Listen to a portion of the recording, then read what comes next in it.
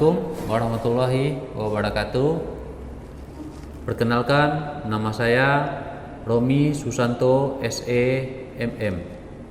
Saat ini berprofesi sebagai dosen di Akademi Keuangan dan Perbankan Padang. Bidang keahlian saya adalah mengajar mata kuliah pengantar manajemen. Mata kuliah pengantar manajemen ini merupakan mata kuliah yang berbobot sebesar 3 SKS. Teknik perkuliahan yang saya gunakan adalah delivery, introduction, dan assessment. Capaian pembelajaran mata kuliah pengantar manajemen adalah mahasiswa diharapkan mampu memahami berbagai konsep, pendekatan proses manajemen dalam suatu organisasi, menjelaskan fungsi-fungsi manajemen serta penerapannya dalam sebuah organisasi. Pokok pembahasan pada mata kuliah pengantar manajemen ini, yang pertama nantinya kita akan membahas tentang konsep dasar manajemen. Kedua, tentang manajemen dan manajer. Ketiga, sejarah perkembangan teori manajemen. 4. Manajer dan lingkungan eksternal organisasi. Yang kelima, proses perencanaan. 6. Pembuatan keputusan. Ketujuh, pengorganisasian dan struktur organisasi. Dan pertemuan ke-8 nantinya kita adalah ujian tengah semester. Yang ke-9, penyusunan personalia. 10. Motivasi. Ke-11, kepemimpinan. 12. Dasar-dasar perilaku. 13. Perubahan dan perkembangan organisasi. 14. Tentang manajemen konflik. Ke-15, pengendalian. Dan yang terakhir, nanti akan diadakan ujian akhir semester. Aturan perkuliahan yang saya gunakan pada mata kuliah pengantar manajemen ini sebagai norma akademik, yang pertama adalah mahasiswa yang terlambat lebih dari 15 menit dianggap tidak hadir. Yang kedua, mengumpulkan tugas yang diberikan sesuai dengan waktu yang telah disepakati. Yang ketiga, berpakaian rapi dan sopan. 4. Peserta yang tidak hadir lebih dari 3 kali pertemuan tidak dibenarkan mengikuti ujian, baik itu ujian semester maupun ujian tengah semester. Nilai akhir yang saya gunakan pada mata kuliah pengantar manajemen ini, di mana di sini ada 5 bobot penilaian. Yang pertama adalah absensi, bobotnya sebesar 10%. Yang kedua, tugas, bobotnya sebesar 25%, kuis 10%, ujian tengah semester 25%, dan ujian akhir semester sebesar 30%. Selanjutnya, mari kita lihat proses belajar mengajar di kelas seperti berikut ini. Assalamualaikum warahmatullahi wabarakatuh. Waalaikumsalam warahmatullahi wabarakatuh. Apa kabar semuanya? Ya, pada hari ini kita lanjutkan perkuliahan kita dengan mata kuliah pengantar manajemen, ya. Jadi untuk mata kuliah pengantar manajemen ini kita kemarin sudah masuk juga pada pertemuan pertama, dan hari ini kita lanjutkan untuk pertemuan kedua. Ya, baiklah. Sebelum memulai perkuliahan kita pada pertemuan kedua ini, alangkah lebih baiknya kita berdoa dulu bagaimana nanti supaya perkuliahan kita berjalan dengan lancar dan baik. Berdoa menurut agama dan kepercayaan masing-masing. Berdoa mulai.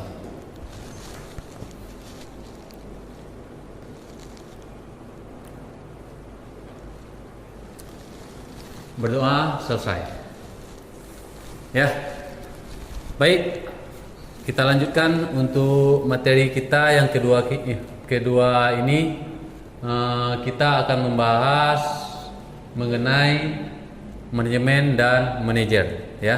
Sebelumnya kita sudah bahas juga tentang apa itu manajemen, dan hari ini kita lanjutkan dulu tentang manajemen dan manajer lagi, ya.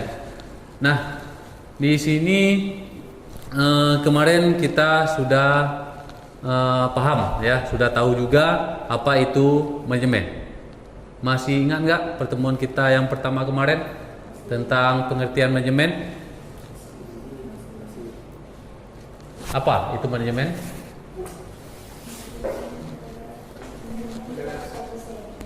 Ya, Reza, apa Reza? Manajemen itu adalah suatu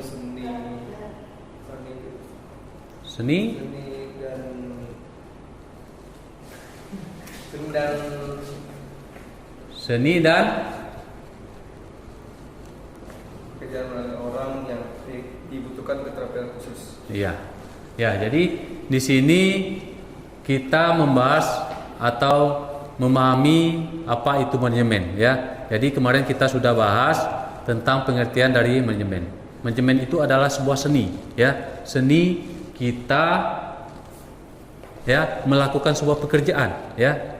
Baik itu melalui orang lain, ya. Nah, ini dari pendapat para ahli ini, ya, menurut Peter Pollet, dia mengatakan seni itu adalah manajemen itu adalah sebuah seni, ya, karena untuk melakukan suatu pekerjaan itu harus melalui orang lain, ya. Jadi dia saling bekerja sama, ya, antara satu dengan yang lainnya. Jadi ada beberapa orang di sana, ya. Yang kedua, ya, menurut James of Stoner, ya. Nah, ini dia mengatakan manajemen itu adalah suatu proses perencanaan, ya. Apa itu perencanaan, ya? Apa itu pengorganisasian yang dia lakukan, ya? Kepemimpinan, pengendalian, ya. Upaya dari anggota organisasi serta penggunaan sumber daya manusia tersebut, ya, pada organisasi untuk mencapai organisasi yang telah ditetapkan sebelumnya. Jadi di sini kita mulainya dari proses perencanaan dulu, ya. Bagaimana kita nantinya kalau dalam sebuah perusahaan itu merencanakan pekerjaan kita, ya. Apa yang harus kita lakukan, apa yang harus kita persiapkan dalam sebuah perusahaan nantinya. Nah, itu yang disebut dengan manajemen, ya. Lanjut. Sekarang kita harus tahu itu apa manajer. Sudah pernah dengar manajer? Sudah tahu apa itu manajer? Sudah? Siapa Rizky? Manajer itu Rizky? Suatu pimpinan di suatu perusahaan yang mengkoordinasikan anggota-anggotanya untuk menjalankan kegiatan-kegiatan dalam mencapai suatu tujuan. Tujuan ini tujuan manajer kah atau tujuan apa? Tujuan perusahaan, Pak. Jadi manajer itu kayak memimpin suatunya proses perencanaan itu, Pak. Iya. Jadi di sini bukan tujuan dari manajer tersebut aja, ya, tapi adalah tujuan dari perusahaan, ya. Karena seorang pemimpin dari perusahaan itu dia tidak boleh mementingkan diri pribadi saja. Dia harus mementingkan kepentingan perusahaan dulu dari kepentingan pribadinya. Nah, itu adalah cuman di sini kalau manajer adalah dia pemimpin di sebuah perusahaan, ya. Nah, jadi di sini manajer itu adalah seseorang, ya, yang bekerja, ya. Dia bekerja melalui orang lain dengan mengkoordinasikan kegiatan-kegiatan mereka guna mencapai sasaran organisasi. Jadi dia ingin mencapai sasaran dari organisasi atau dari perusahaannya, Nah, kegiatan mereka guna mencapai sasaran organisasi. Dan di sini juga seseorang yang karena pengalamannya, ya, dia memiliki pengalaman, ya, memiliki pengetahuan dan keterampilannya diakui oleh organisasi untuk memimpin, mengatur, mengelola, mengendalikan dan mengembangkan kegiatan organisasi dalam rangka mencapai tujuan, ya. Jadi manajer itu terbentuk bukan hanya karena dia pandai bekerja aja, tapi dia di sini harus mempunyai pengetahuan, harus mempunyai pengalaman, ya. Kalau orang nggak mempunyai pengalaman atau tidak memiliki pengetahuan, bisa nggak jadi manajer di sini? Bisa? Bisa atau enggak? Tidak, ya, berkemungkinan tidak. Kalau iya pun nanti perusahaannya bisa jadi tujuan dari perusahaannya tidak tercapai. Makanya di sini pemimpin atau manajer dari sebuah perusahaan itu bukan orang sembarangan saja.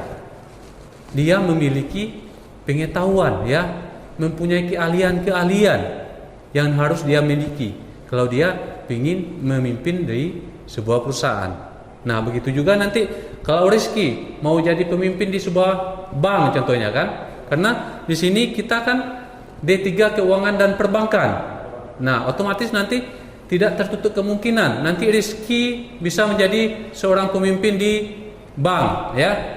Nah, sebelum dia menjadi pemimpin atau manajer di sebuah perusahaan, dia harus mempunyai pengalaman-pengalaman dulu atau memiliki pengetahuan, ya, pengetahuan mengenai perbankan, ya. Bisa jadi dia dapat melalui pengalaman nanti dia bekerja atau melalui bangku perkuliahan ini, ya. Dapat ilmu pengetahuan tentang apa itu bank, bagaimana bekerja di bank atau apa-apa aja yang dilakukan dalam bank tersebut, ya. Nah, itu yang harus dimiliki. Jangan nanti pengetahuan kita tentang bank nggak ada, tapi kita pingin menjadi seorang manajer di bank. Mungkinkah itu terjadi? Tidak mungkin kan?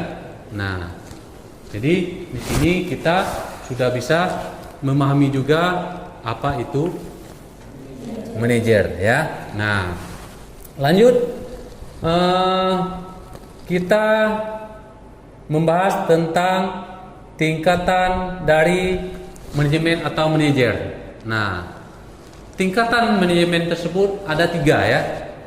Yang pertama yang dinamakan Fish Land Manager, ya. Yang kedua namanya tingkatan middle, ya, middle management. Yang ketiganya yang dinamakan top manager. Nah, top manager ini adalah tingkatan paling atas, ya, paling tinggi di perusahaan, ya, atau di sebuah organisasi. Nah, ini yang dinamakan manajer puncak, ya, atau top manager. Nah, di sini Bapak coba bahas sedikit apa aja tugas-tugas dari atau siapa-siapa saja yang berada di tingkatan-tingkatan tersebut, ya.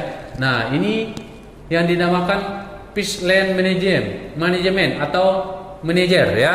Nah, Fish Land ini adalah tingkatan paling bawah, dikenal juga dengan istilah manajemen operasional, ya. Kalau dalam perusahaan itu manajemen operasional merupakan manajemen tingkatan paling rendah, ya, paling bawah, yang bertugas memimpin dan mengawasi karyawan non manajerial yang terlibat dalam proses produksi, ya. Nah, di sini contohnya di sini ada seorang manajer kantor, ya, atau manajer personalia ataupun manajer departemen, mandor. Nah, ini termasuk tingkatan manajemen paling bawah atau Fish Land Manager.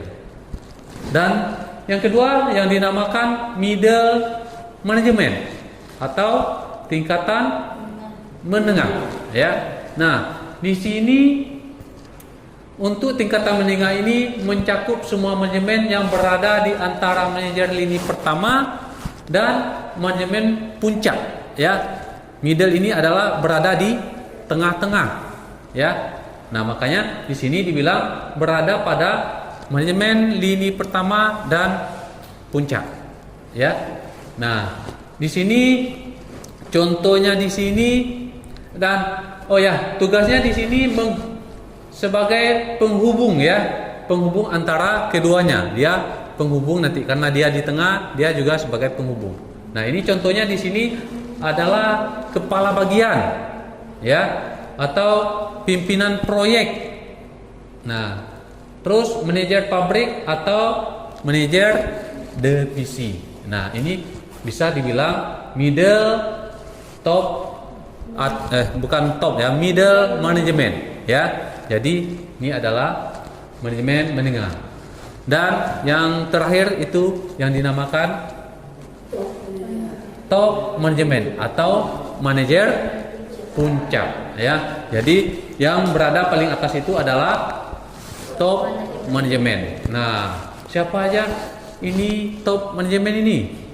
Nah, bisa jadi di sini adalah presiden direktur ya. Nah, ini contohnya kan ya.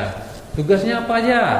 Dia bertugas merencanakan kegiatan dan strategi dari sebuah perusahaan ya. Tugas dia karena dia sudah menyeluruh ya. Nah, itu bisa jadi presiden direktur ya yang ada di pimpinan paling atas. Nah, ini contoh tingkatannya. Jadi ada berbentuk piramida nantinya ya. Jadi level bawah ya. Kalau level bawah itu kenapa banyak ini? Ya.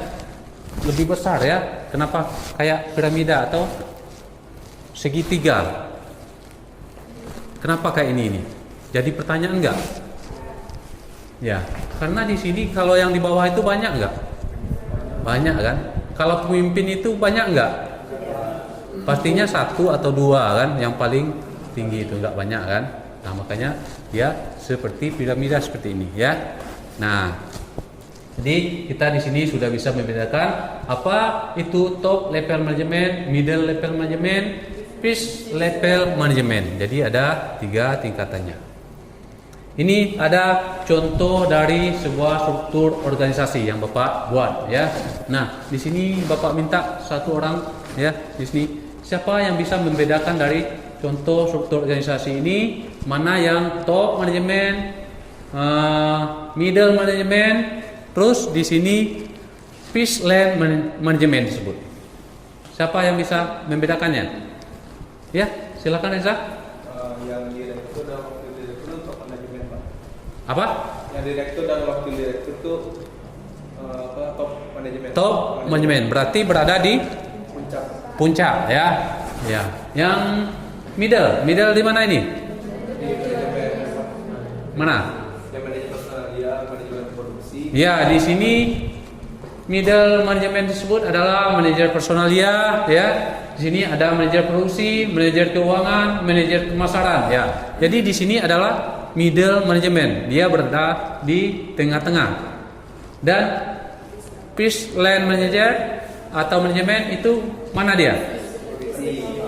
Ya, ini di sini dia adalah supervisi kelompok B dan supervisi kelompok A ya. Jadi di sini kita sudah bisa membedakan. Nanti kalau kita bekerja di perusahaan kita sudah tahu, oh posisi saya ini berada di puncak atau saya baru berada di tengah, middle, top manajemen. Nah, ataupun fish land manager. Ya, sejauh ini Bapak bahas tadi materi kita. Ada yang perlu ditanyakan dulu? Silakan kalau ada yang mau ditanyakan dulu. Ya, silakan Ki. Ya. Pertanyaannya bagaimana ciri-ciri jadi seorang manajer yang baik itu Pak? Bagaimana ciri-ciri menjadi seorang manajer yang baik? Ya. Di sini ada temannya bertanya ciri-ciri manajer yang baik itu bagaimana? Ada yang bisa jawab di sini? Bagaimana ciri-cirinya?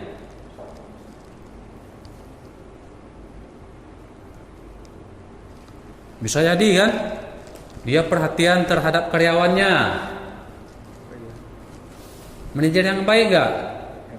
Memahami situasi ya, baik itu bawahannya ya, situasi di perusahaannya ya, dia tidak pilih kasih ya dalam sebuah pekerjaan ya.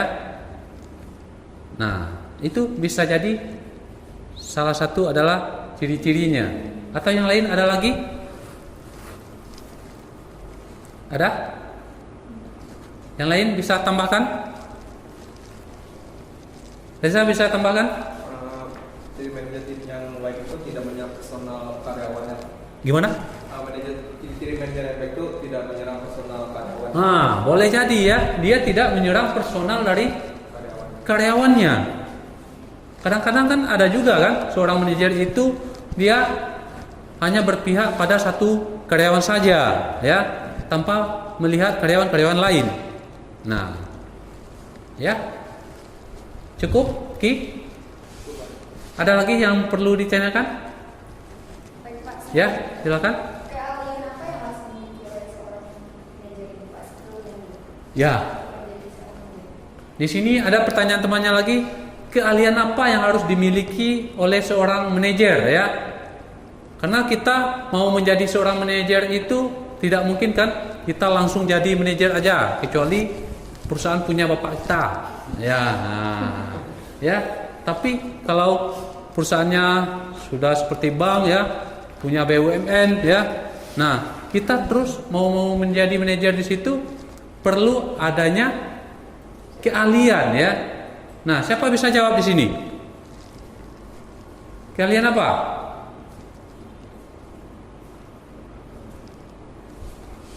Keahlian apa? Bisa jawab?